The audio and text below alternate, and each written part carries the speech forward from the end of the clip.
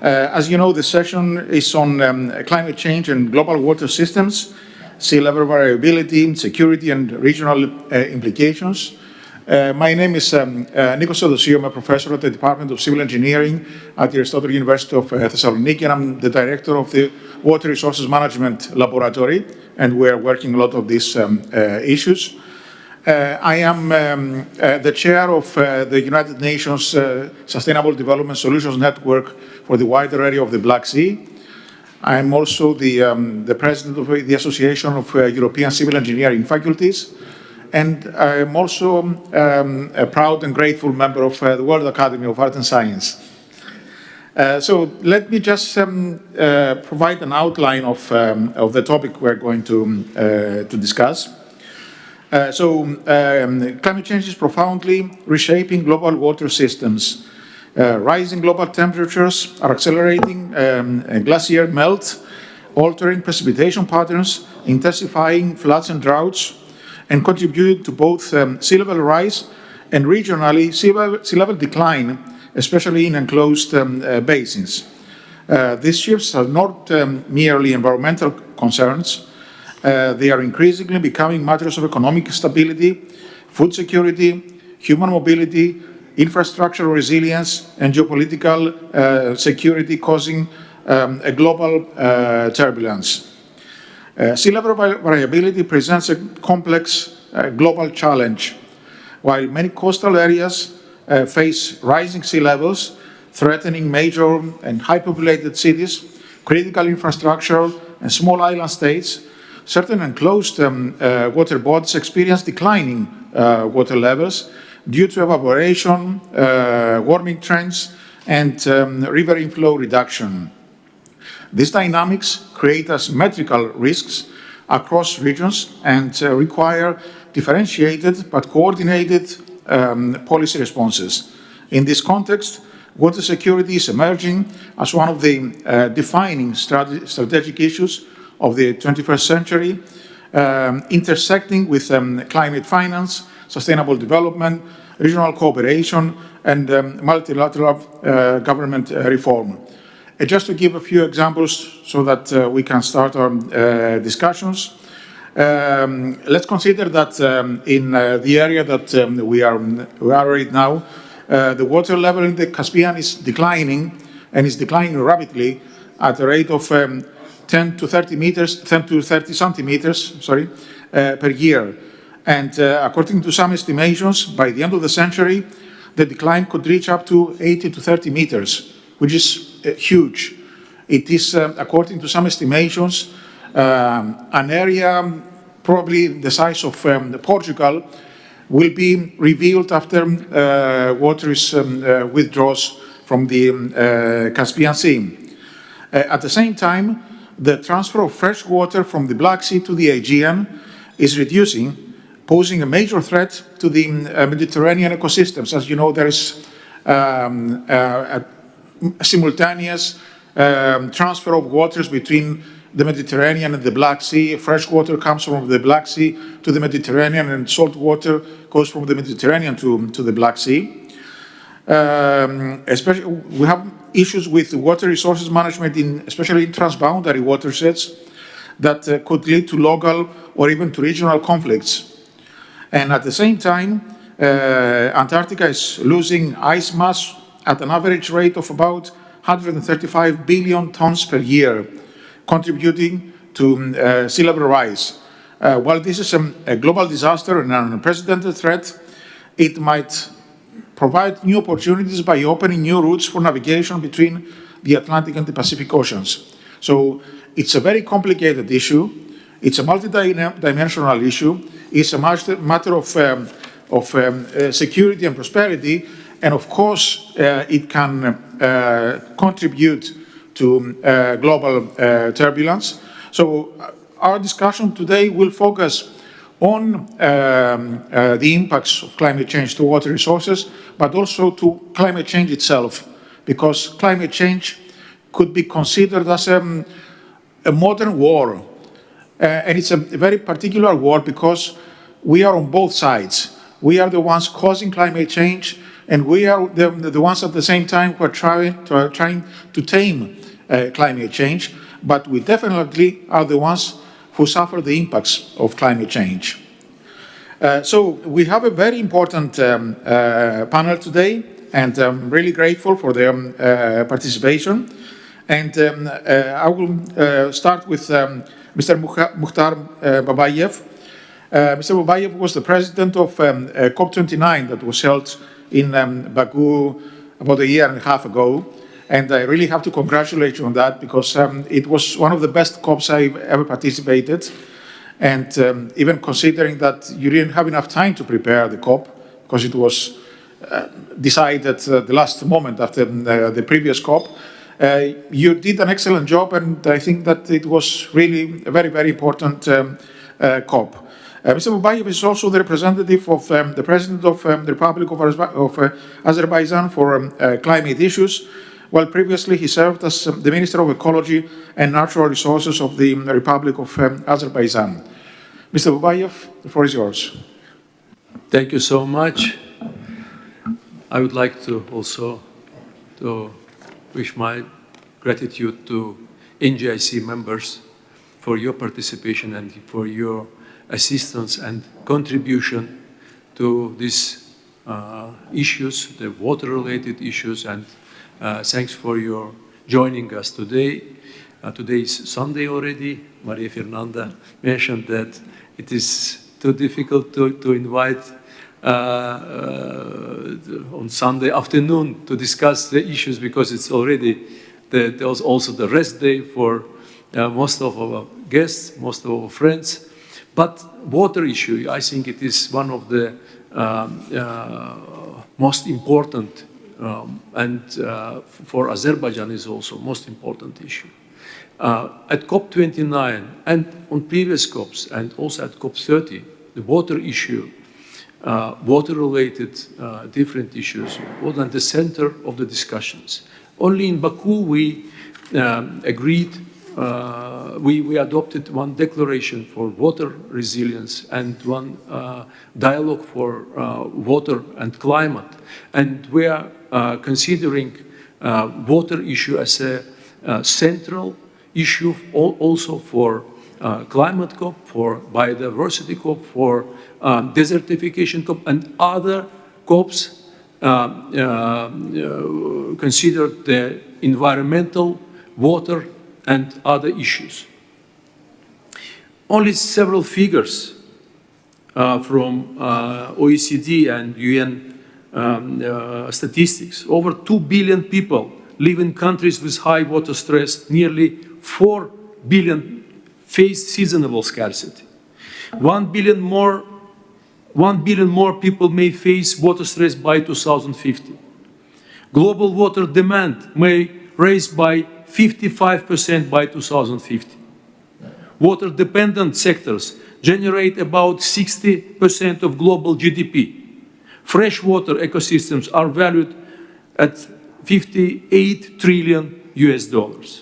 About 90% of natural disasters are water-related. Water is increasingly a strategic resource comparable to energy and critical materials.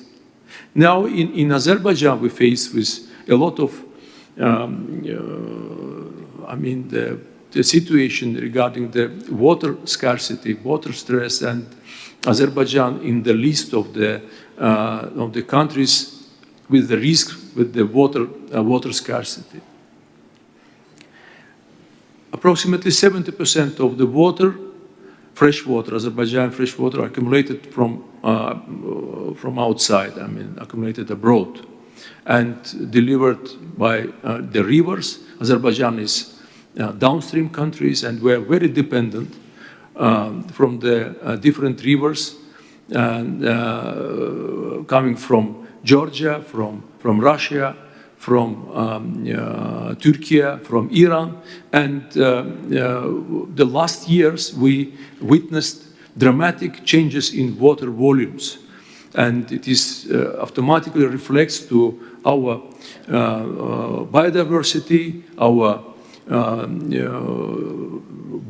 consumption of the water in the regions, especially in agriculture sector. It's automatically reflected in the productivity in agriculture sector. The process of desertification also very intensive. And I think in this case it will be very important to think how to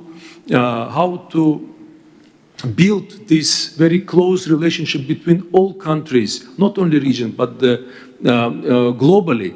And in our understanding, now we have a lot of UN entities, UN organizations on different directions. And most of them are very related to the water issues. But we have not the UN water organization. I think it is a time to talk about it and time to possibly to understand now UN system, all the UN system under big pressure, also financial pressure. But water issue, it is very strategic for all the countries. That's why we also would like to see and to hear your expectations and your vision regarding this. If we have the chance to do it and how we can do it. Regarding the Caspian Sea, where I think you already had the chance to see the changes in the sea level, approximately last 30 years, we lost approximately 3 meters in the level of Caspian Sea. Very intensive declining of the water level.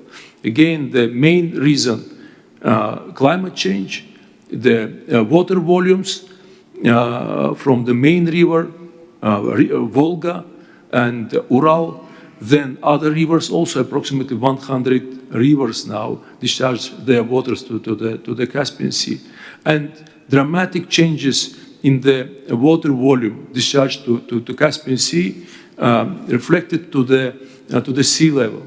And unfortunately, we already faced with different problems, different technical problems, also with the biodiversity loss within these dramatic changes of the water level. Economic, our offshore activities, our transportation from the east to west and from the west to the eastern part of the Caspian Sea. In our port facilities, a lot of problems related to the dredging, where we contributed a lot to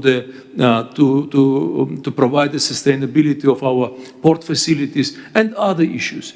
That's why we think the Caspian Sea now, it is not only regional problem between 5 countries of the region, I mean the Azerbaijan and our 4 neighbors, but also globally.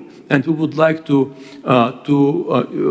initiate to put this issue, the Caspian Sea issue, in the global discussions, global climate discussions. That's why also we need your assistance in this case, because we need to invite more and more interest from the world community to this question. And others, possibly our colleagues, our other panelists also will deliver their messages regarding the water issues, and we will join again to these discussions. Thank you. Thank you very much. Thank you very much, and thank you for raising this issue of collaboration. I think it's of major importance. We need to stop thinking about managing our resources, and especially water resources, on a local level.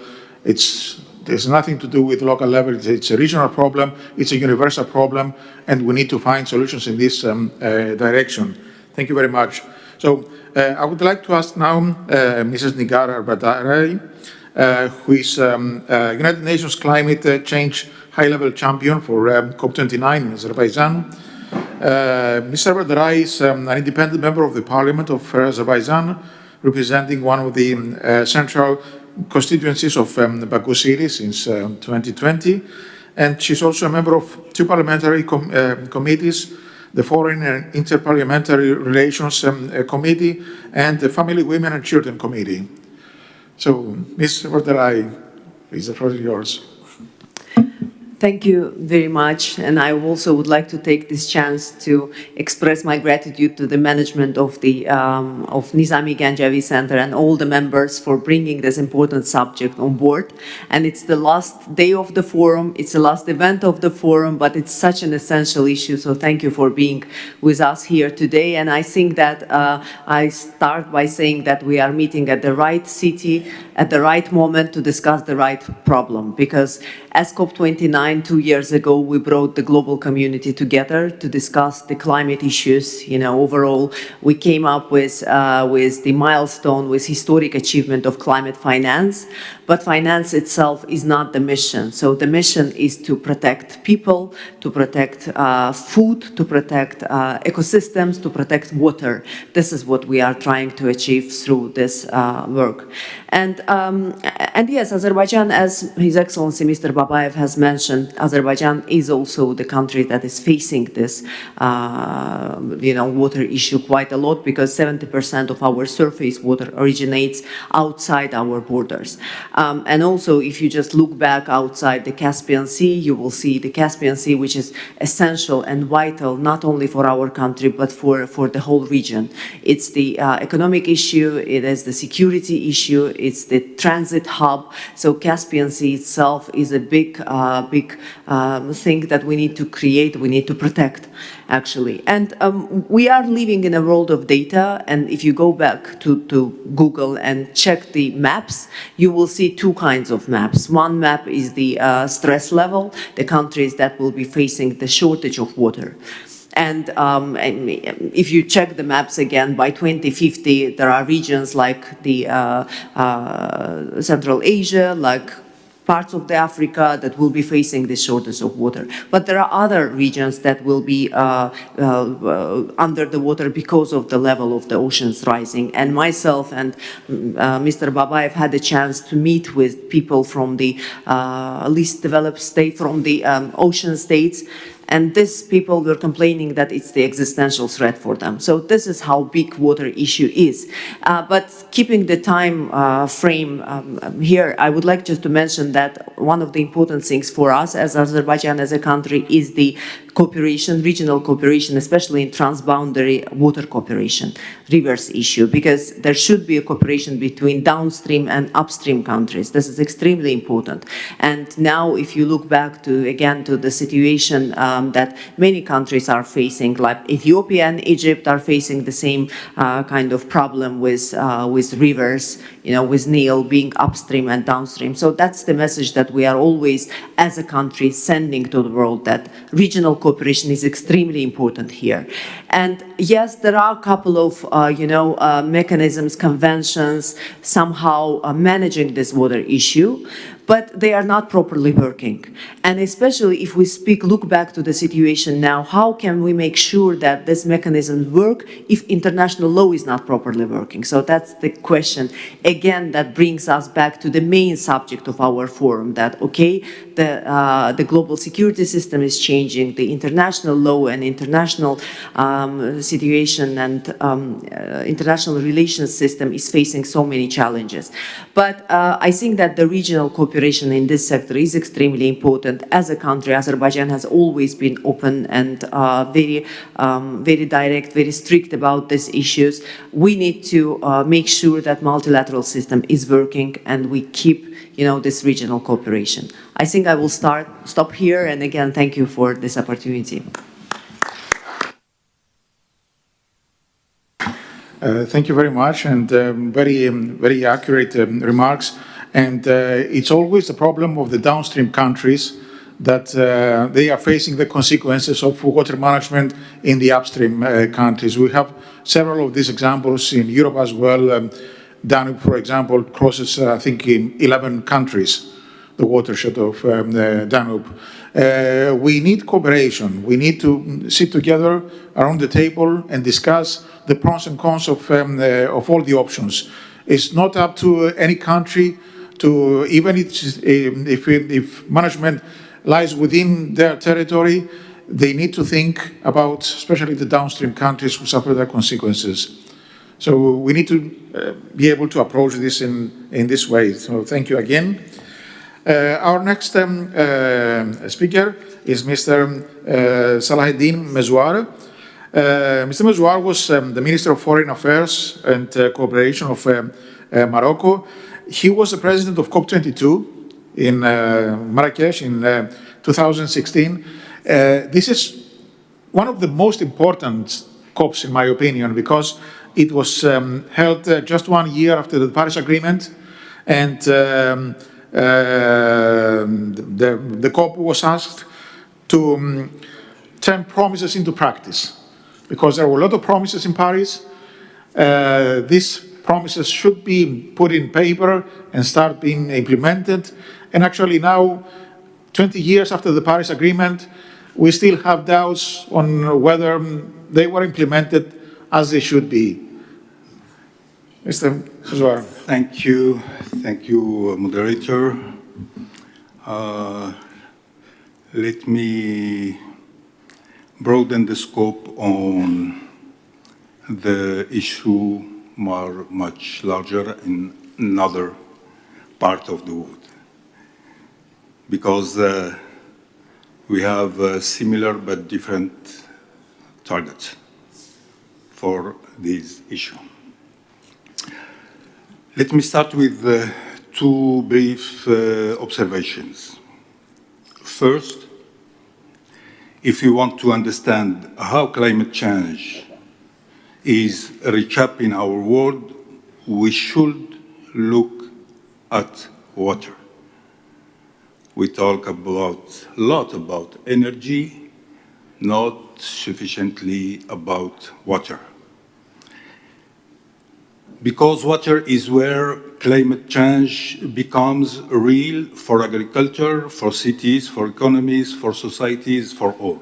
Today, nearly 2 billion people live in areas of severe water stress. Glaciers worldwide have lost more than 9 trillion tons of ice since 1916 of the last century.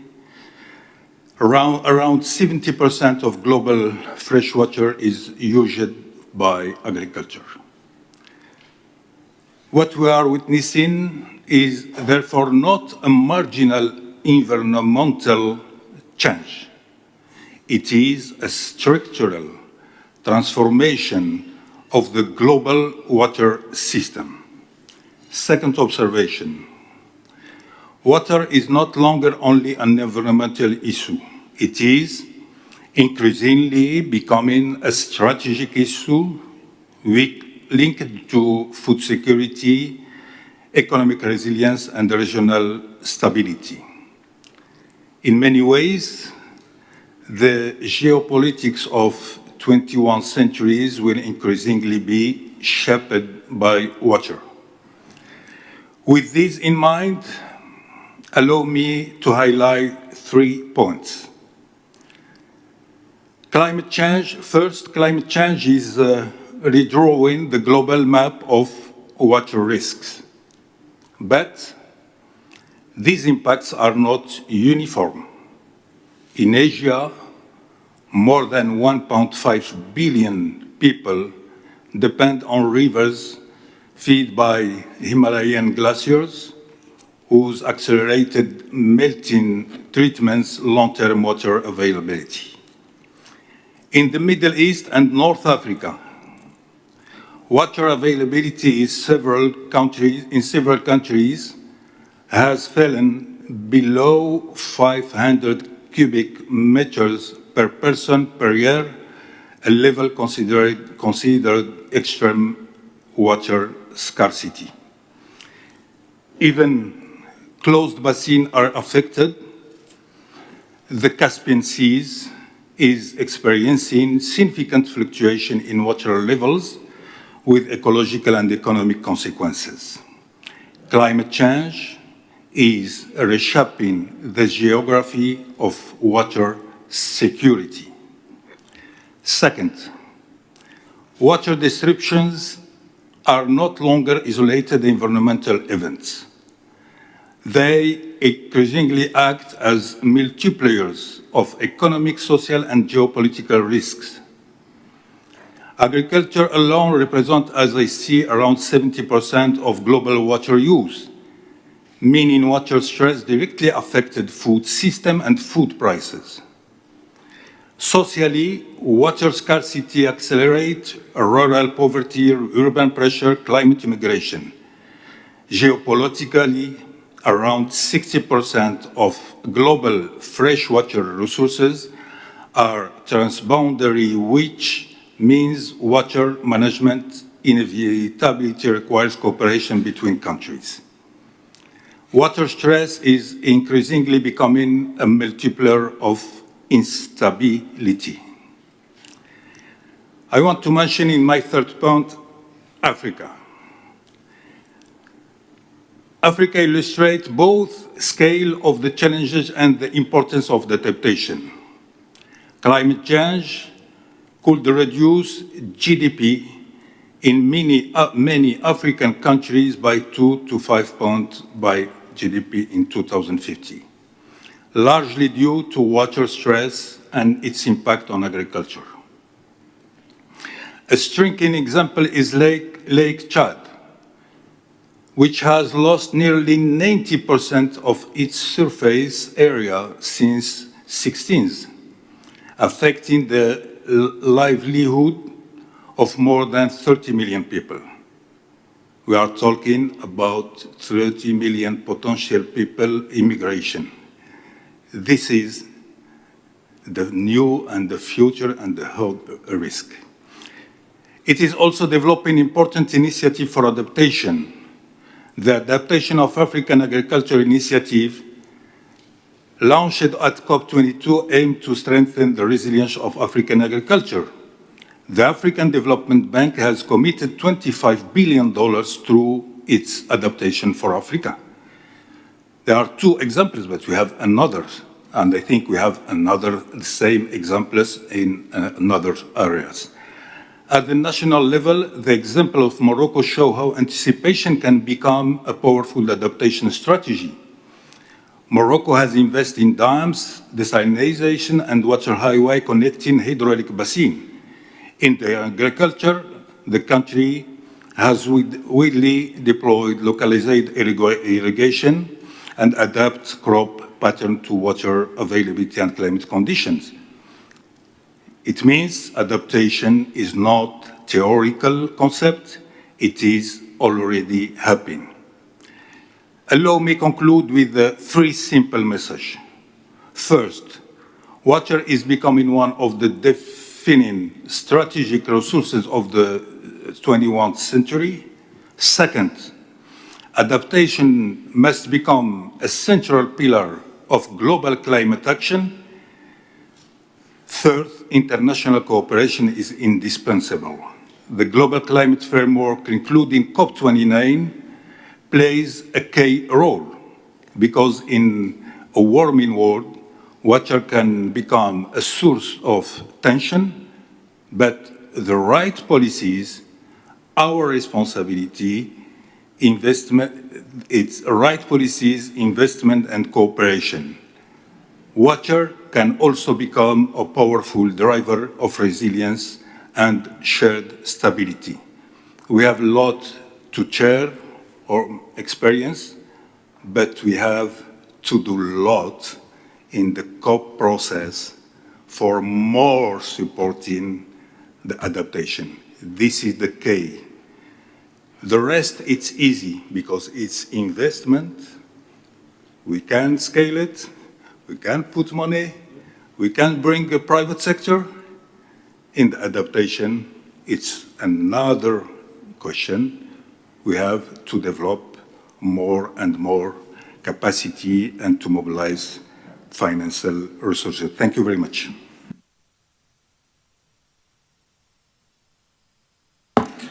Thank you very much. It was a very interesting position, and I'm glad that you gave the aspect, the global aspect of water management, because it's not a local problem; it's a global problem. There is a lot of experience all over the world. Some countries tested a lot of different water management approaches. So we need to gain from this experience. We need to learn from the good practices, but also from the bad practices, because there are a lot of malpractice in this area that led us to this issue. And also, I totally agree that water is probably the resource that's more connected to climate change, because the impacts are direct. We see the impacts of climate change directly into water, whilst in other sectors it takes some time, or the impact is not direct, but it's indirect, and we see it after a while. So thank you again very much. Our fourth panelist today is Grigoris Zarodiadis. He's a professor in the School of Economics and the former dean of the Faculty of Social and Economic Science at the Aristotle University of Thessaloniki. He's also a member of the Board of Governors of the university, and he's the president of the Association of Economic Universities of South and Eastern Europe and the Black Sea region. Grigoris, the floor is yours. Thank you, Nikos. Special thanks to the NGIC and the WAAS for organizing this very important event. Being among leading specialists of climate and water resource management or water systems, I have to justify my participation as an economist. So I would like to focus on this, on the economic effects already mentioned in many of the previous speeches. There are three major economic effects. The coastal activities in the frame of blue economy, which are severely considered as being in risk. Consider, for instance, also the importance of blue economy for the Mediterranean area. Mediterranean alone accounts for 1/5 of the global production in the sector of blue economy, which creates a lot of consideration of what the future will be for the Mediterranean economies. Migration is the second issue, migration in terms of internal, interregional migration and population move, as well as cross-national, also already mentioned. And the third one is are the needs for big infrastructure investments in order to prevent, but also, in case this is not possible, to deal with the effects of sea level variability. And there is also a fourth very important global geoeconomic and geopolitical effect, which was already mentioned by Nikos in the beginning of his introductory contribution, is the fact that we are dealing in our times with the possibility of navigating the Arctic. This creates a possibility of having shorter routes, like the Northern Sea Route and the Northwest Passage. We have, for instance, a very strong investment strategy by the Russian government in the ports which are along the North Sea Route, in Murmansk, in Sabeta, in Dudinea, investments which are coming up to the total amount of $300 billion at the present. We have, on the other hand, the unacceptable and rude claim of the current US government over Greenland, which belongs also to the discussion that is open because of the navigation in the Arctic. And also we have other very crucial changes. I'm coming back to the Mediterranean, as the Mediterranean, having in mind also the case of the so-called the next big thing, of the possibility of Africa to receive investments and products. Mediterranean can function in the near future not anymore as an incoming node in the frame of global trade routes, but rather as an outgoing node. And this changes a lot in the way how the logistics, the ports, and all the infrastructure of communication and transportation in the area has been developed till now. I think that this brings the former four arguments, the former mentioned four categories of effects describe the global geoeconomic and also the spatial economic side of the developments in terms of the water systems globally. And I would like also to conclude perhaps with a proposal also from my side. I think that, this is a common understanding. When we are dealing with common global challenges, we have to find a way to create common responsibility, and majorly the common responsibility is being created out of common financing tools. My proposal is in the direction of the development of a global non-resellable bond for coastal water security investments.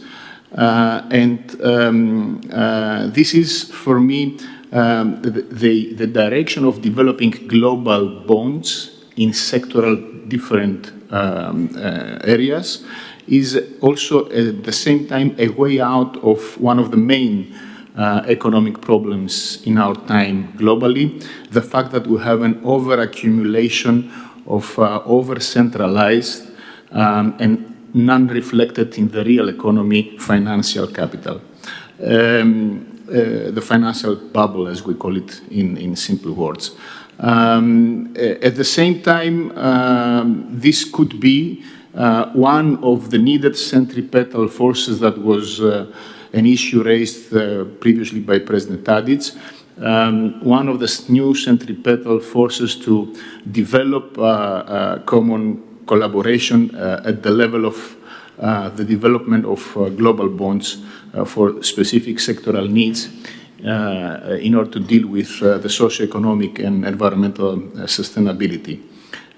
Finally, facing global challenges may be, in that sense, also an opportunity for new progressive globalism.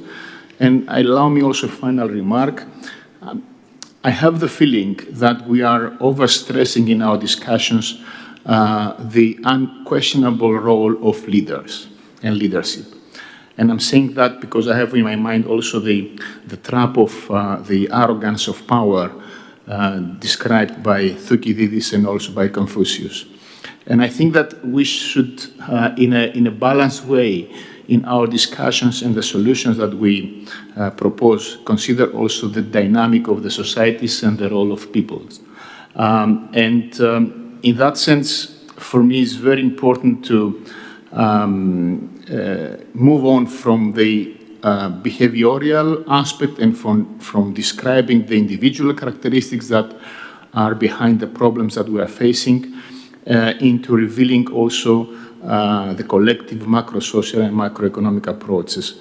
Therefore, I think that the proposal that I made could be one of the possible solutions in this direction. Thank you very much.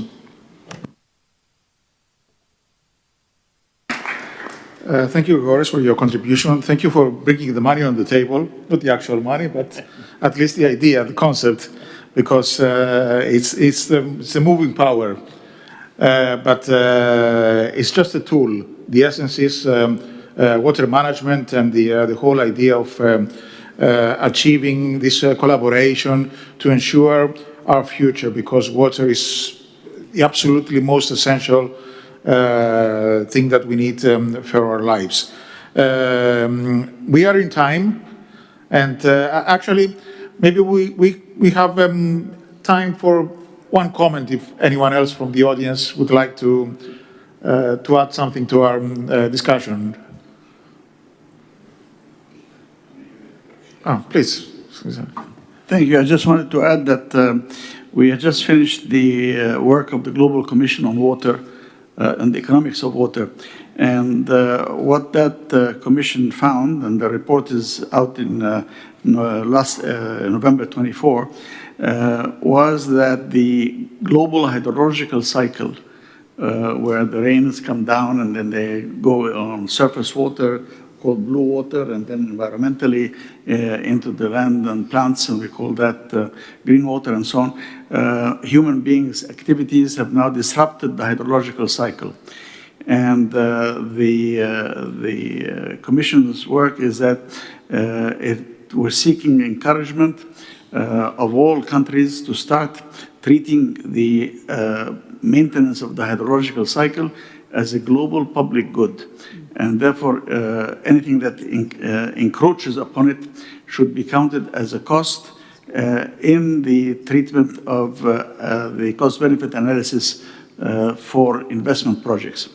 And we think that this is a very important thing because we've always taken that the hydrological cycle is going to be going on forever, but I think we all know that our human activities in this Anthropocene period is now impacting everything, including the hydrological cycle. Thank you. Exactly. We need to follow the hydrological cycle. The hydrological cycle will not follow us. So we need to adapt to what we have, and that's sustainability. Please. A little comment linking perhaps of what we've been discussing in the previous part of today's event to what we're discussing now. Relevance of conflicts and tensions to environment, and then with that specifically to the water supplies, and both for navigation or for consumption as the fresh water as well. There's the whole body of the international law developed right now, particularly after the Russian aggression in Ukraine, in the direction of the definition of ecocide. So that when some crimes and violations of international law reach beyond victimization of the humans, but then primarily a side effect of that, I would say, is the large-scale impact on the environment. That in itself then victimizes the population that is otherwise attack of any given aggressive act or aggression per se. And that's an important element for us to keep in mind when we speak about the environment, and particularly water, since the empirical evidence of that is accumulated already in a very recent, not just the history, but in the current times. And in where I come from myself as well, the Black Sea region, we've had extensively mined Black Sea for a considerable period of time due to Russia's aggression. We've had a very serious impact on the biodiversity of the sea because of that. And then the biggest act of aggression with relation to the environment, as well as an effect of that, was the blowing up of the dam Kakhovka in Ukraine, which resulted in massive flooding and then impossibility of using the fresh water from the river as well for a very long time because of the damages has been inflicted. So I guess my main message here is that in addition to all of the work that is ongoing from the science point of view and then from the point of view of environmental work and economy that is ongoing, unfortunately we need to be mindful that conflict and related activities to that have a very large-scale impact, unfortunately, on environment and particularly in the water-related dimension of that as well. Exactly, you're absolutely right. We all want the war to end as soon as possible, but we understand that the restoration of the environment will take years if we ever achieve it. So we have two short comments. Mariana? Yeah, I have a question to the wonderful Azerbaijani delegation. With respect to future vision on water security, particularly the role that you envision, coming from fusion, utilization of fusion reactor in desalination, producing water from ocean water. Thank you. Regarding the technologies which now the world is using for the fresh water deliveries especially to the cities, you're absolutely right that the desalination technology is especially for the countries very dependent for the fresh water, and no rivers, no underground water like Middle East countries are very, very essential. In Azerbaijan, we're also planning to implement several projects on desalination. But at the same time, in the Middle East, in the now current conflict, we saw that already this type of plants under big threats coming from the different parties. And it is very big risk for the cities, for the people, for the humans, for the future water consumption. It is not possible to restore it in a very short period of the time. That's why, from one hand, it is, yes, it is a sustainable source of the fresh water, desalinization, and deliver to the cities. But at the same time, such type of the risks make this technology, make these plants under big risk of the usage. That's why the countries need to have the very very tough system of cooperation regarding the water. Water needs to be under the protection of the whole community. We don't need to use the water for the conflicts, for the pressure. If you remember the last several months, different conflicts already started from the water, between India and Pakistan, for example. Then the other conflicts in the region with the other rivers, Nigar Khan already mentioned, for example, again, the misunderstanding between the different countries in Nile river management. Also in our region and other regions, water, especially transborder river issues, will be the possibly question number one in the international relations. I would like also to give some figures. Over 60% of the global fresh water flows across borders, across 300 plus rivers and lakes in 153 countries. And around 40% of the world population lives in these basins, making cooperation essential. Please imagine how the cooperation between the countries in protection of the water resources are essential. Thank you. Thank you very much. One last short comment by Denis. Just picking up on what the Minister just said in his last comment there, this is something that the Interparliamentary Union did a lot of work on in terms of cross-water water flows.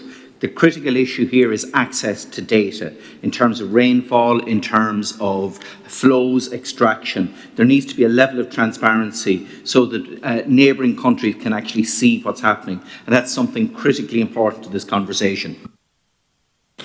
Thank you very much. We really need data. We need accurate data for everything. So I would like to thank you all for your participation to this panel. It was an interesting panel. I hope you enjoyed it. We had the discussion. We could discuss for hours, but we don't have this luxury. So thank you all very much for your contributions.